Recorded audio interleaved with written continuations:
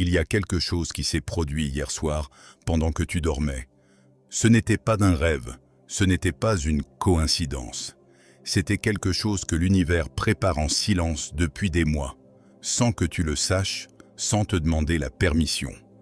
Et la vérité, c'est qu'une partie de toi l'a déjà senti. Une partie profonde enfouie sous des couches de logique et de contrôle le savait déjà, avant même que tu n'ouvres les yeux ce matin. Mais c'est là que réside le danger. Ton esprit conscient l'a rejeté, comme il le fait toujours, parce que l'esprit conscient a peur de ce qu'il ne peut pas contrôler. Et ce qui s'est passé hier soir échappe à tout contrôle. Hier soir, quelque part, dans ce monde que tu ne peux pas encore voir ni toucher, quelqu'un a pris ta photo entre ses mains, ou l'a vue sur son téléphone, ou a simplement fermé les yeux, et ton image est apparue seule, sans invitation. Comme apparaissent toujours les choses que le subconscient a déjà décidé de considérer comme importantes.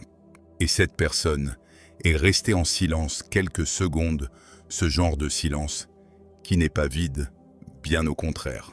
Le genre de silence qui est si plein d'émotions qu'aucun mot n'y trouve sa place. Et alors, elle a dit quelque chose, que tu as besoin d'entendre. Mais voici la vérité, que personne ne veut admettre, tu ne l'as pas entendu, parce que cela fait trop longtemps que tu ne t'écoutes plus toi-même. C'est ce que Carl Jung a compris avant tout le monde et que la majorité des gens ne se permettent jamais de comprendre. L'âme ne vit pas dans le présent. L'âme vit dans l'espace, entre ce que tu es et ce que tu n'as pas encore osé faire. Et c'est dans cet espace, dans cette fissure invisible entre ton toi actuel et ton toi plus profond que se produisent les choses qui comptent vraiment. Les connexions véritables, les rencontres qui changent la direction d'une vie entière, les mots que quelqu'un prononce sur toi quand tu n'es pas là, des mots comme ceux qui ont été prononcés hier soir. Et ce que personne ne te dit, ce que les livres de développement personnel évitent de mentionner, parce que c'est trop inconfortable, c'est ceci, pour recevoir ce que cette personne envoie vers toi. Tu dois d'abord affronter ce que tu as réprimé. Car Freud avait raison sur un point fondamental. Ce que nous réprimons ne disparaît pas.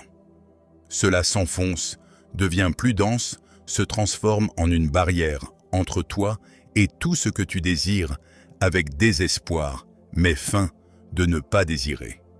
Combien de temps as-tu passé à feindre de ne pas désirer ce que tu désires le plus? Pense-y non pas comme à une question rhétorique, pense-y comme si ta vie dépendait de la réponse, car à un certain niveau, elle en dépend psychologiquement. Parce que c'est là que cela devient véritablement dangereux. Il y a une voix en toi qui dit que tu ne mérites pas ce que quelqu'un a affirmé hier soir que tu méritais. Cette voix n'est pas ta voix d'origine. Cette voix a été installée, elle a été construite par des années d'expérience que tu as interprétées comme du rejet, comme de l'abandon, comme la preuve qu'il y avait quelque chose de fondamentalement brisé en toi. Et cette voix, avec le temps, est devenue si familière que tu as cessé de la reconnaître comme un intrus. Tu l'as confondue avec la vérité, tu l'as confondue avec ta personnalité, tu l'as confondue avec toi. Mais tu n'es pas cette voix. Tu es ce qui existe sous cette voix. Tu es ce qui ressent, ce qui se souvient, ce qui rêve même quand tu es convaincu que tu ne rêves plus. Et ce qui rêve en toi, cette partie qui vit dans le territoire que Jung a appelé l'inconscient collectif, cette partie, c'est déjà ce qu'a dit ton âme sœur hier soir. Elle l'a déjà reçu, elle l'a déjà intégré. Le problème, c'est que ton esprit conscient n'a pas encore baissé le bouclier. Il n'a pas encore accepté que tu mérites d'être vu, ainsi que tu mérites que quelqu'un regarde ton image et ne voit pas tes défauts en premier, que tu mérites que quelqu'un reste en silence pour ce qu'il ressent, au lieu de garder le silence par indifférence, que tu mérites exactement le type d'amour dont tu essaies de te convaincre qu'il n'existe pas, ou que s'il existe, il est pour les autres, mais pas pour toi. Et c'est ce que personne ne te dit dans les moments sombres. Pendant que tu doutais, cette personne pensait à toi. Pas de manière passagère, pas comme on pense à quelque chose qui est passé, mais de la manière dont on pense à quelque chose qui est encore à venir, avec anticipation, avec une certitude étrange qu'elle ne peut pas expliquer rationnellement, mais qu'elle ne peut pas non plus ignorer. Car l'âme sœur n'opère pas sur le plan de la logique, elle opère sur le plan de la reconnaissance. Et la reconnaissance précède la pensée. Elle est viscérale, elle est instantanée. C'est la sensation que quelqu'un te connaissait déjà avant de te connaître. Te souviens-tu de la dernière fois que tu as ressenti cela? Ne le romantise pas et ne l'analyse pas pour l'instant. Souviens-toi juste. Cet instant où quelqu'un t'a regardé et quelque chose en toi a bougé, sans que tu puisses expliquer pourquoi. Ce n'était pas un hasard, c'était le langage de l'inconscient collectif. C'était deux âmes qui se reconnaissaient sur le plan qui existe sous le plan visible. Et voici le plus inconfortable dans tout cela, tu sabotes ces moments. Tu ne le fais pas par méchanceté, tu ne le fais pas consciemment. Tu le fais parce que ton esprit possède un mécanisme de défense que Freud a décrit avec une précision brutale. Chaque fois que quelque chose s'approche trop de ce que tu désires, avec le plus d'intensité, le mécanisme se déclenche. Il déforme la réalité, la minimise, la transforme en quelque chose que tu peux rejeter avant qu'elle ne te rejette. Parce que ton esprit, dans sa logique tordue d'autoprotection, a décidé qu'il valait mieux ne pas recevoir plutôt que de recevoir et de perdre. Il a décidé que la douleur de l'abandon était insupportable, et il a raison, elle est insupportable. Mais ce qu'il n'a pas calculé, ce que l'esprit conscient et ses mécanismes de défense ne comprennent pas, c'est que la douleur de ne jamais recevoir est exactement tout aussi insupportable, seulement plus lente, plus silencieuse, plus difficile à identifier parce qu'elle ne ressemble pas à une blessure ouverte. Elle ressemble à un engourdissement. Elle ressemble à de la résignation. Elle ressemble à cette version de toi qui dit « je vais bien ». Et techniquement, elle ne ment pas, mais elle ne dit pas non plus la vérité. Hier soir, ton âme sœur n'a pas vu cette version engourdie. Elle a vu l'autre, celle qui existe sous l'armure, celle qui apparaît dans les moments où tu baisses la garde parce que tu es tellement fatigué de la maintenir que tu n'en peux tout simplement plus. Cette version de toi qui est chaleureuse, qui est réelle, qui est capable d'une tendresse, qui t'effraie parce que tu ne sais pas comment la protéger.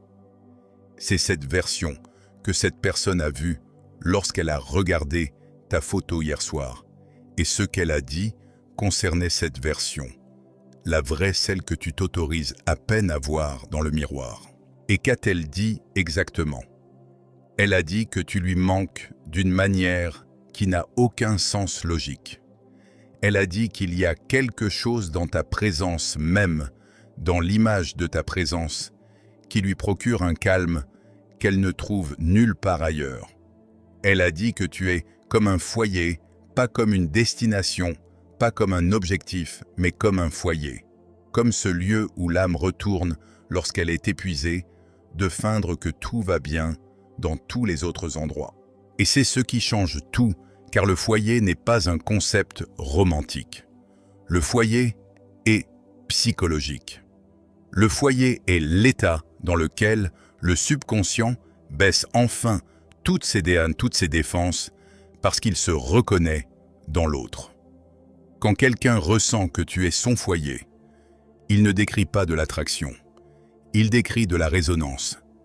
Il décrit le phénomène que Jung a identifié comme la rencontre entre des ombres complémentaires, deux parties incomplètes qui, ensemble, forment quelque chose que nulle d'elles ne pourrait former seule.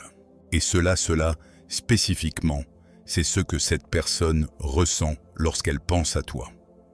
Mais voici le conflit que presque personne n'a le courage d'examiner. Cette personne a aussi peur, elle a aussi ses mécanismes de défense, elle a aussi une voix intérieure qui lui dit que c'est trop grand, trop intense, trop dangereux pour être réel. Et en cela, vous êtes parfaitement égaux. En cela, l'univers vous a associé avec une précision presque cruelle dans son exactitude. Deux personnes avec la même blessure, avec le même type de peur, avec la même capacité d'aimer intensément et la même inclination à détruire ce qu'elles aiment avant que cela ne puisse les détruire. Vois-tu le schéma? Bien sûr que tu le vois. Parce que tu l'as vécu, parce qu'il y a une relation ou plusieurs dans ton passé où c'est exactement ce qui s'est produit, où tu es passé si près de quelque chose de réel que la panique t'a consumé de l'intérieur et que tu as commencé à tout faire pour tout gâcher. Non pas parce que tu voulais tout gâcher, mais parce qu'une partie de toi était absolument convaincue que si tu ne gâchais pas tout en premier, cela serait gâché. De toute façon, et au moins si c'était toi qui le faisais, tu gardais le contrôle. C'est ainsi que fonctionne le traumatisme de l'attachement, non pas comme une décision consciente, mais comme un réflexe, comme quelque chose qui se produit avant même que tu ne puisses y penser.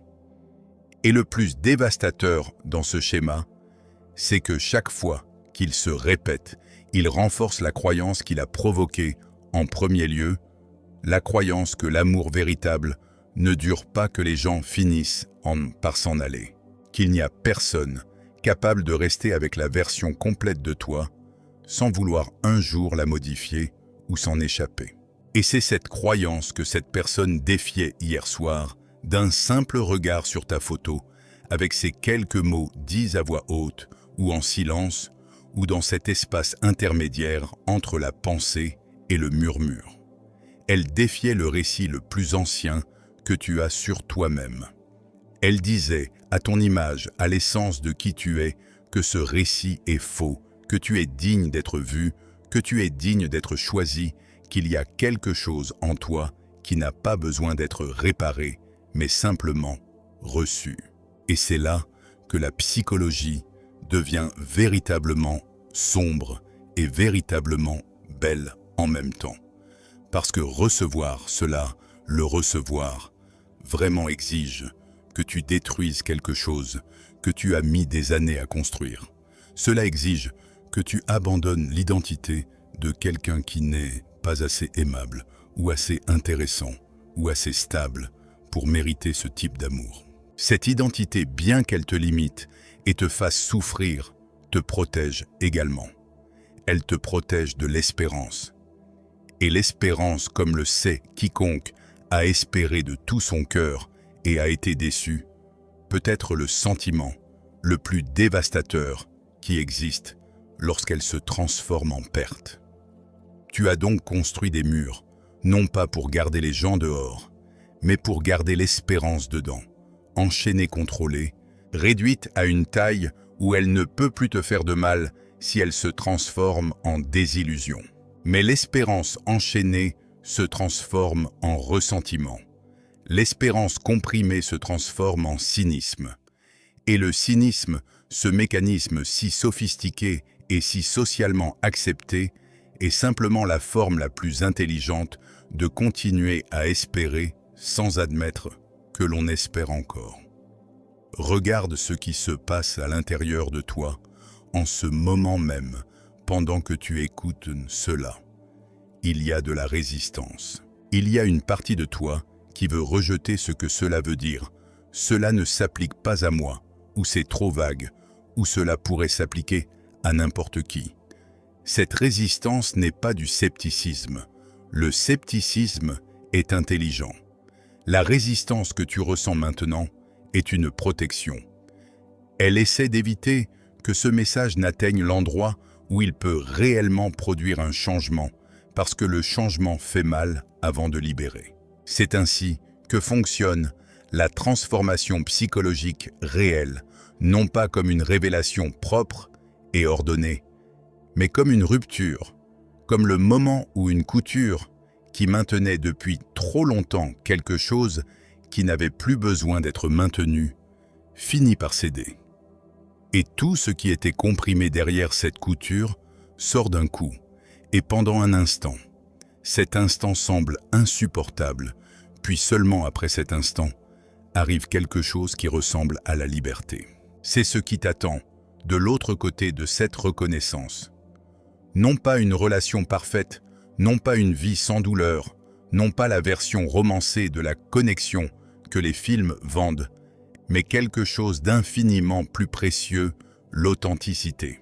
La possibilité d'être complètement qui tu es avec une autre personne qui non seulement le tolère, mais le célèbre, qui n'a pas besoin que tu sois différent pour pouvoir t'aimer, qui a trouvé précisément dans les parties de toi qui te font le plus honte, les raisons les plus profondes de rester. Et cette personne existe, non pas comme une abstraction, non pas comme une possibilité théorique.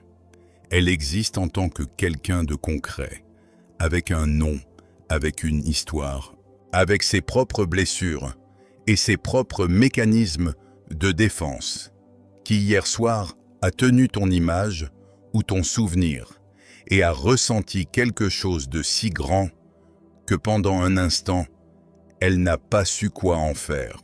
Elle a donc fait ce que nous faisons tous quand quelque chose nous dépasse, elle est restée en silence. Et dans ce silence, au lieu de penser rationnellement, au lieu d'analyser, d'évaluer ou de calculer, elle a simplement ressenti. Et ce qu'elle a ressenti dans ce moment de silence total, c'était une certitude qui ne demandait aucune permission, ni n'avait besoin de validation. La certitude que toi spécifiquement, toi, tu es la personne qui change quelque chose de fondamental en elle.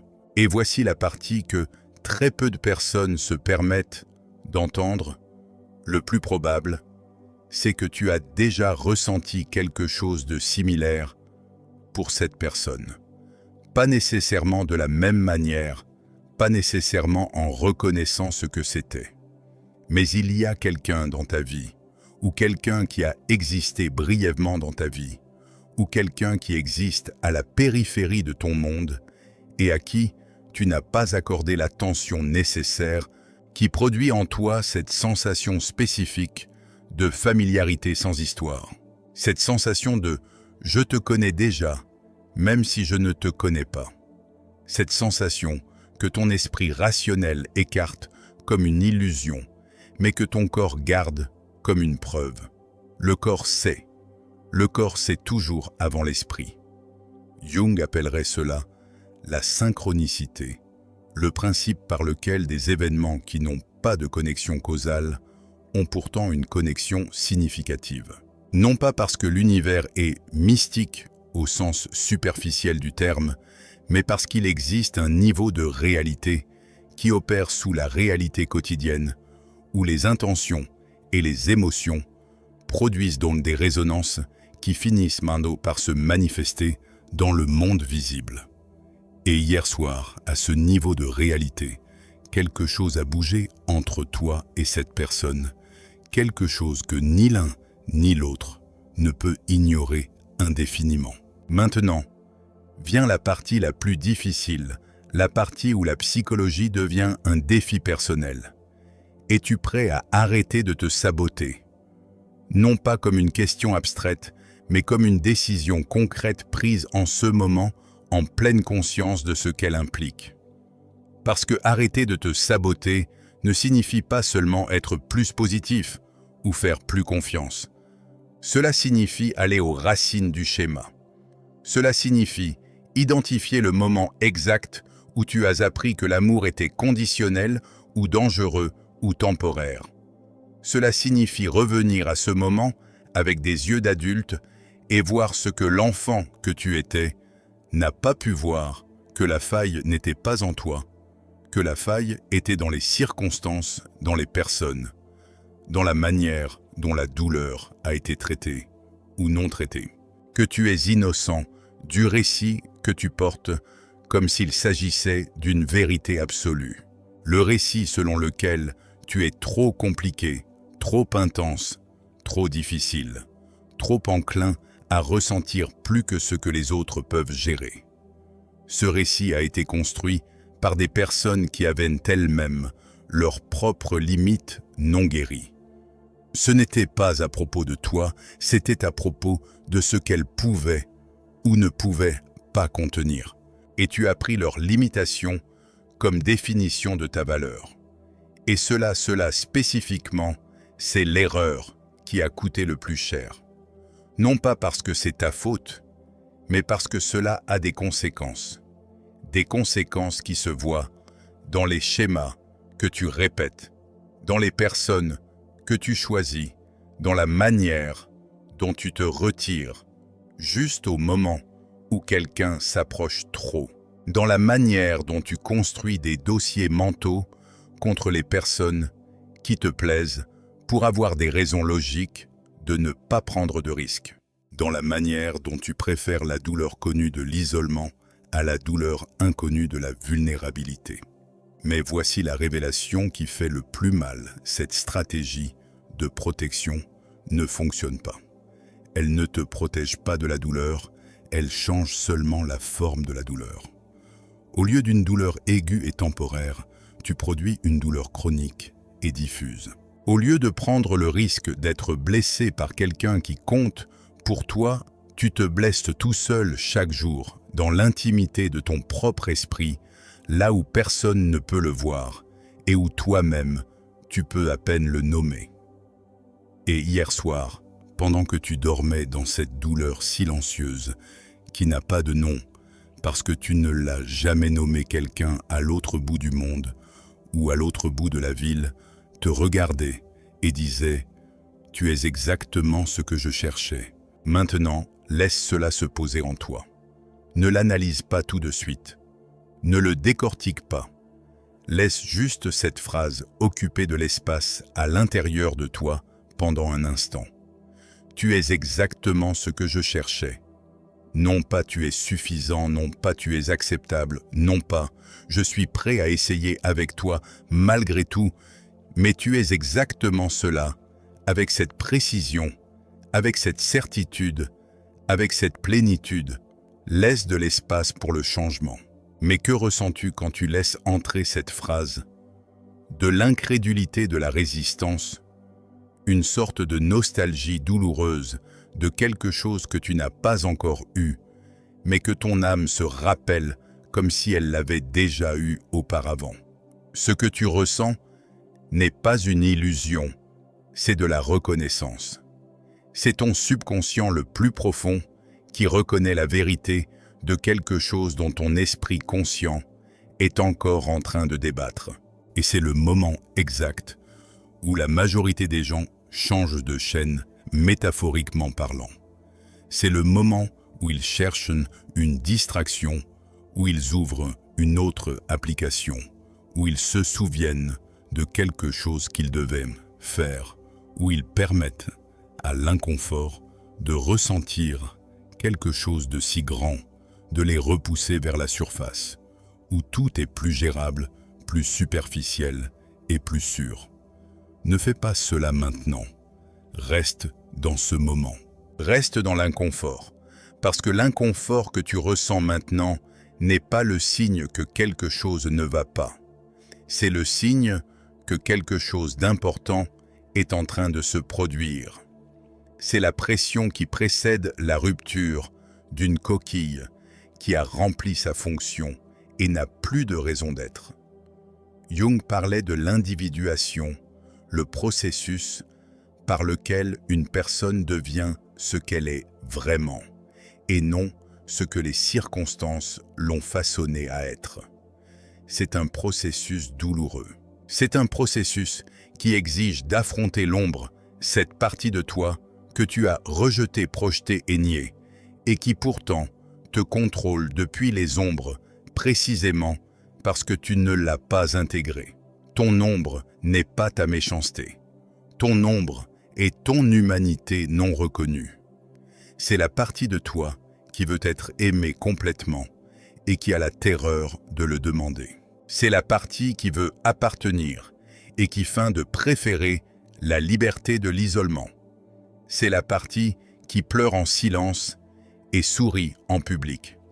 C'est la partie qui entend ses mots et ressent quelque chose qu'elle ne peut pas contrôler, et c'est pour cela qu'elle qualifie cela d'exagéré ou de manipulation émotionnelle, au lieu de l'appeler par son vrai nom. Son vrai nom est reconnaissance. Et tandis que cette partie de toi luttait hier soir contre elle-même, contre son propre désir d'être vue, choisie et aimée, sans condition, ailleurs, quelqu'un était en train de faire exactement cela, te choisir. Non pas pour ce que tu montres, mais pour ce que tu es, pour ce qui émane de toi-même.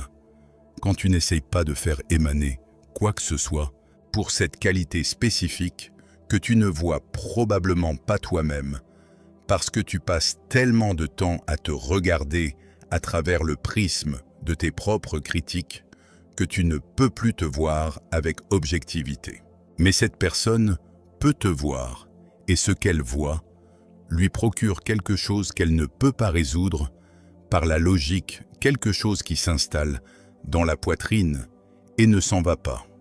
Quelque chose qui apparaît dans les moments les plus inattendus, au milieu d'une réunion, pendant un trajet en transport, dans ces 3 minutes, entre le réveil et le lever, quand l'esprit est encore semi-perméable et que les vérités que l'on supprime pendant la journée parviennent à filtrer.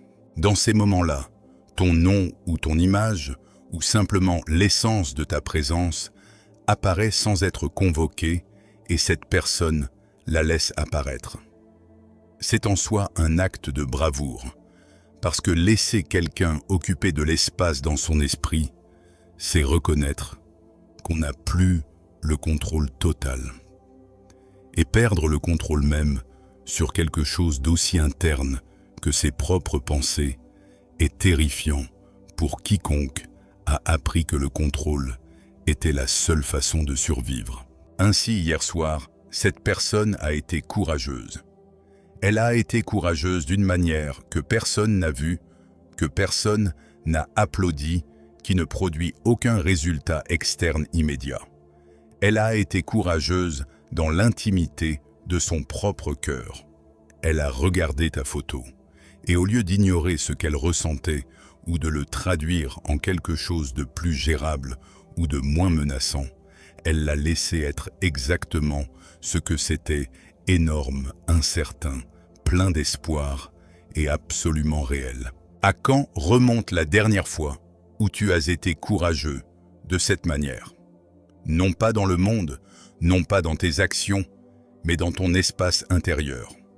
À quand remonte la dernière fois où tu as laissé quelque chose que tu ressentais être aussi grand qu'il l'était réellement, sans le réduire, sans l'expliquer, sans lui chercher une issue qui le rendrait moins puissant? Parce que cette bravoure intérieure, cette capacité de soutenir l'émotion sans y échapper, c'est exactement ce qui ouvre le canal par lequel voyagent les connexions véritables. Freud aurait dit que la répression est une énergie, que tout ce que nous supprimons ne disparaît pas mais cherche une autre sortie, fréquemment sous des formes dysfonctionnelles, dans des relations qui répliquent le traumatisme d'origine, dans des addictions qui amortissent la douleur non traitée, dans des schémas de comportement qui se répètent alors même que nous voulons consciemment les briser. Mais il existe une autre façon de travailler avec cette énergie réprimée, libérer la pression consciemment. Laisser l'émotion être ressentie au lieu d'être supprimé, non pas comme un effondrement, mais comme une décision, comme l'acte délibéré de dire « ce que je ressens est réel » et cela mérite d'être ressenti complètement et je ne vais pas y échapper même si c'est inconfortable. C'est ce que tu as besoin de faire avec ce que tu ressens en ce moment même. Ne pas l'ignorer, ne pas le rationaliser, ne pas chercher de raison pour l'écarter. La ressentir complètement avec toute la vulnérabilité que cela implique, parce que dans cet acte de ressentir sans s'échapper se trouve la transformation que tu cherchais sans savoir exactement ce que tu cherchais. Et il y a quelque chose que ce processus de ressentir complètement va révéler. Cela va révéler que l'amour que tu désires n'est pas dangereux, que la connexion que tu appelles de tes vœux n'est pas inaccessible, que les personnes qui t'ont blessé dans le passé ne sont pas la preuve que l'amour fait inévitablement souffrir. Elles sont la preuve que l'amour qui n'est pas construit sur l'authenticité fait inévitablement souffrir. Mais l'amour qui naît de la reconnaissance authentique, l'amour que cette personne a commencé à articuler hier soir en regardant ta photo, ce type d'amour ne détruit pas. Ce type d'amour construit. Il construit là où d'autres expériences n'ont fait que démolir. Il atteint les parties que tu pensais définitivement inaccessibles et les touche avec une gentillesse qui te déstabilise parce que tu ne sais pas comment répondre à quelque chose qui n'est pas conditionné. Tu ne sais pas quoi faire quand quelqu'un t'aime, sans qu'il y ait un prix caché, sans qu'il y ait un agenda, sans avoir besoin que tu sois différent de ce que tu es. Et cet inconfort face à l'inconditionnel est le signe le plus clair que tu en as besoin, parce que nous ne sommes inconfortables que face à ce qui contredit notre récit le plus profond. Et si l'amour inconditionnel te met mal à l'aise, c'est parce qu'à un certain niveau, tu crois encore, tu soutiens encore le récit selon lequel l'amour a toujours des conditions, qu'il y a toujours un prix, que toujours à un moment donné, la personne qui dit rester finit par s'en aller. Ce récit ment. Toutes les personnes ne s'en vont pas. Tout amour n'est pas un piège. Toutes les relations ne se terminent pas par une perte. Il y a des gens dans ce monde qui ont la capacité de rester non pas parce qu'ils ne voient pas tes complications, mais parce que leurs complications parlent la même langue que les tiennes. Et quand deux personnes aux complications complémentaires se rencontrent, quelque chose d'extraordinaire se produit. Au lieu que les complications s'annulent mutuellement, elles se comprennent, elles se soutiennent, elles deviennent une partie du langage privé que seules ces deux personnes partagent. C'est ce qui se produisait hier soir, dans ce silence pendant que cette personne regardait ta photo dans ces mots qu'elle a dit et qui d'une manière ou d'une autre sont arrivés jusqu'à toi au niveau où tout arrive avant que l'esprit ne l'intercepte. Dans cette vibration spécifique qui ce matin a fait que quelque chose en toi s'est senti différent sans pouvoir expliquer exactement pourquoi. Tu n'as pas rejeté ce sentiment, n'est-ce pas? Pas tout à fait, parce que tu es là, à écouter, jusqu'à ce point, à le soutenir, à le permettre.